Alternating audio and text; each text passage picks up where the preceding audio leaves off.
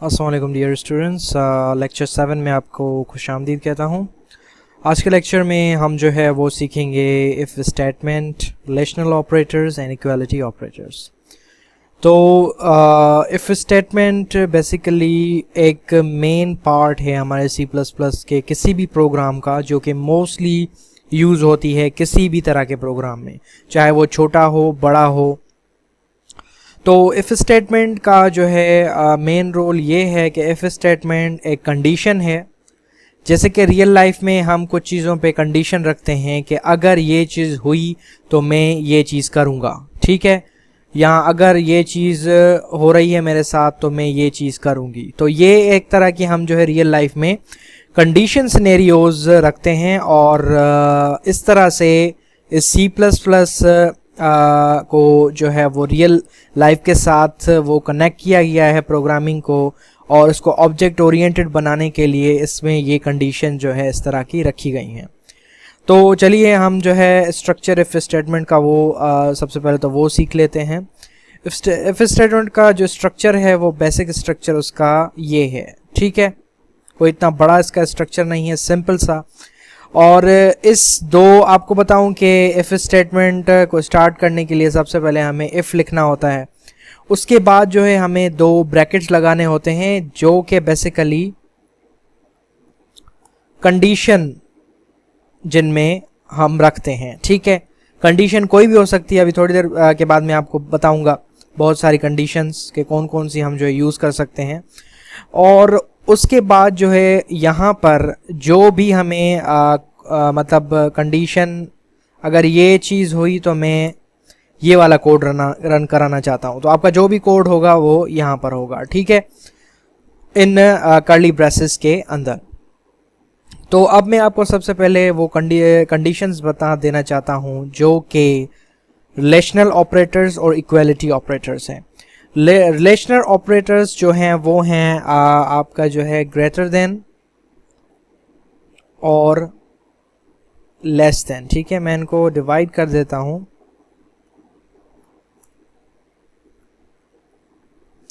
Relational operators जो हैं आपके greater than, less than, greater than और इक्वल टू, लेस देन और इक्वल टू, ठीक है। और जो आपके इक्वालिटी ऑपरेटर्स हैं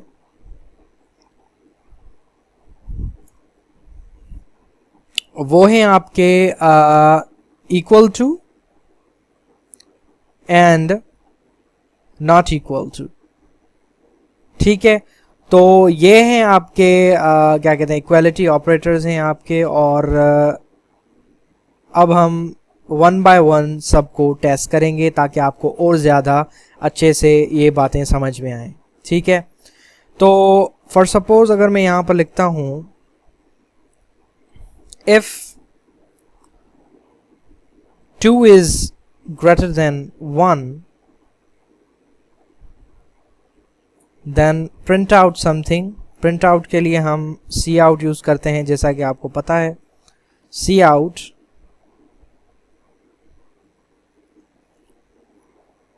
आई एम फीलिंग, ठीक है। हमने कंडीशन क्या लगाई है कि इफ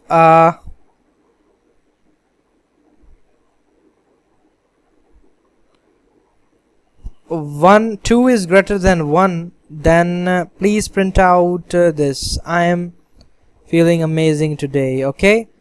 तो अब इससे क्या होगा कि जब भी हम इसको कंपाइल एंड रन करेंगे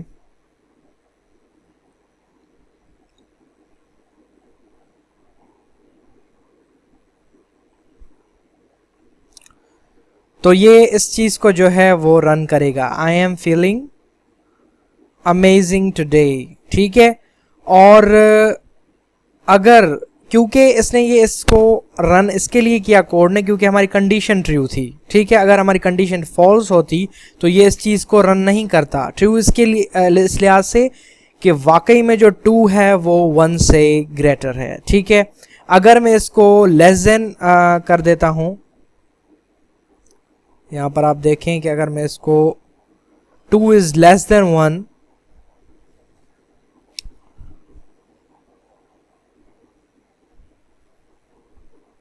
और इसको हम कंपाइल करेंगे। अब आप देखें इसने ये कंडीशन कुछ भी हमारा कोड जो है रन नहीं किया, क्योंकि 2 जो है वो 1 से कम नहीं है और हमारी कंडीशन फॉल्स थी। इसकी वजह से जो है इसने क्या किया कि इस चीज़ को रन नहीं किया। अब आते हैं हम इसी तरह से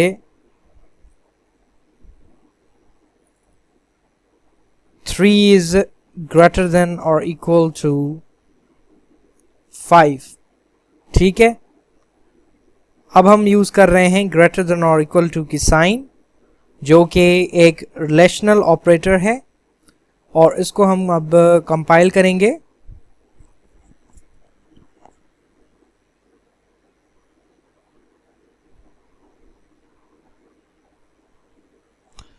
और यहां पर आप देखें इसने हमारा कोड रन नहीं किया क्योंकि कंडीशन ही फॉल्स है। तो कंडीशन क्या कहती है कि 3 इज ग्रेटर देन और equal to 5, but it is false because 3 ना ही 5 से बड़ा है और ना ही 5 के बराबर है। तो अगर हम ये चीज लिखते हैं 3 इज ग्रेटर देन और इक्वल टू 2, तो अब हम इसको रन करके देखते हैं।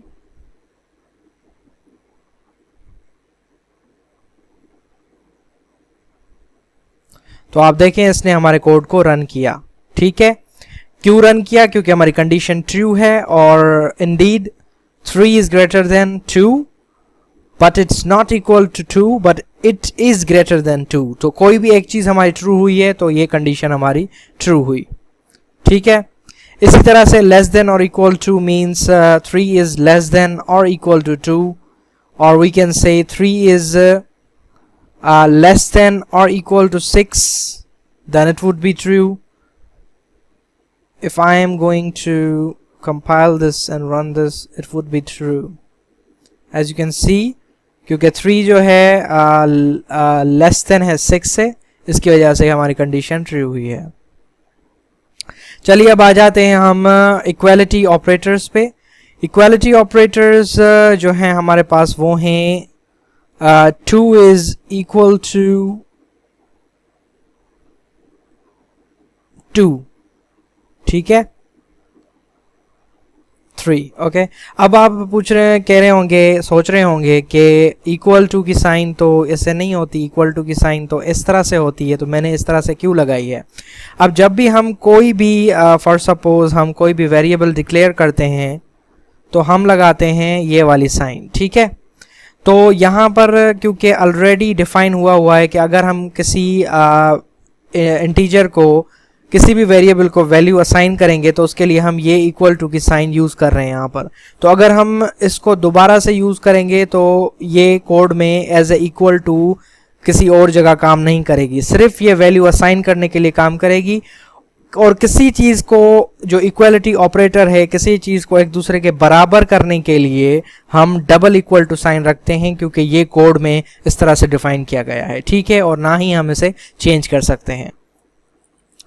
तो दोबारा से जहन में थोड़ा सा इसको रख लीजिए कि जो इक्वल टू है वो डबल इक्वल टू यूज़ होता है अगर हम किसी दोनों चीज़ों को कंपेयर करना चाहते हैं। जैसे कि आपको इक्वलिटी ऑपरेटर में यहाँ पर दिख रहा है कि इक्वल की साइन ये इस तरह से लिखी जाती है डबल इक्वल टू से, ठीक है। तो अगर हम कहें 2 इक्वल टू 3 तो ये हमारी फॉल्स हो जाएगी और ये हमारे कोड को रन नहीं करेगा, ठीक है। ये देखें इसने हमारे कोड को रन नहीं किया because 2 is not equal to 3। और इसके बाद आ जाती है नॉट इक्वल टू की साइन, ये आप देख सकते हैं नॉट इक्वल टू मीन्स बराबर नहीं है। तो 2 इज नॉट इक्वल टू 3 अगर हम ये लगाएंगे तो इसको अगर हम कंपाइल करके रन करेंगे तो ये ट्रू होगी कंडीशन, बिकॉज 2 जो है 3 के बराबर नहीं है। और आप देख सकते हैं कि इसने कोड को रन किया है। तो आई होप स्टूडेंट्स कि आज की जो आपको ये लेक्चर है आपको समझ आया होगा, और इफ़ की जो कंडीशन है C++ में वो भी आपको समझ में आई होगी। इसके साथ हम जो है बहुत सारी चीज़ें ऐसे भी यूज़ कर सकते हैं कि हम यहाँ पर कोई इंटीजर डिफाइन करते हैं। बेसिकली जब हम कोडिंग जो प्रोग्रामर्स जो हैं वो कोड लिखते हैं तो वो इस तरह से नंबर्स को अपने आप में कंपेयर नहीं करते और ये ऑपरेटर्स उसमें यूज़ नहीं करते जब तक कि उनको ज़रूरत ना पड़े। वो mostly integers use variables use करते हैं। तो वेरिएबल्स अगर मैं इसमें यहाँ पर कुछ वैल्यू डालूँ 20 एंड देन यहाँ पर मैं वैल्यू डालूँ int y is equal to 60 और यहाँ नंबर्स की जगह में x not equal to y, यहाँ पर हम लिखते हैं x ग्रेटर देन y, तो ये कंडीशन रन कर दो। तो मैं इसको कंपाइल करता हूँ और इसको हम करते हैं, क्योंकि आप देखें ये कंडीशन जो है फॉल्स थी because 20 is not greater than 60, तो हमारा कोड रन नहीं हुआ। और इसको हम इस तरह से भी यूज़ कर सकते हैं, ठीक है। हम वेरिएबल्स भी इस कंडीशन में यूज़ कर सकते हैं। और ये थी आपकी इफ़ स्टेटमेंट और operators, relational inequality. I hope कि आपको ये लेक्चर समझ में आया होगा और आप इसको प्रैक्टिस करें। Practice makes man perfect. और मैं जो है मिलता हूँ आपके साथ नेक्स्ट लेक्चर में। तब तक के लिए अपनी दुआओं में याद रखिएगा और अल्लाह हाफिज़।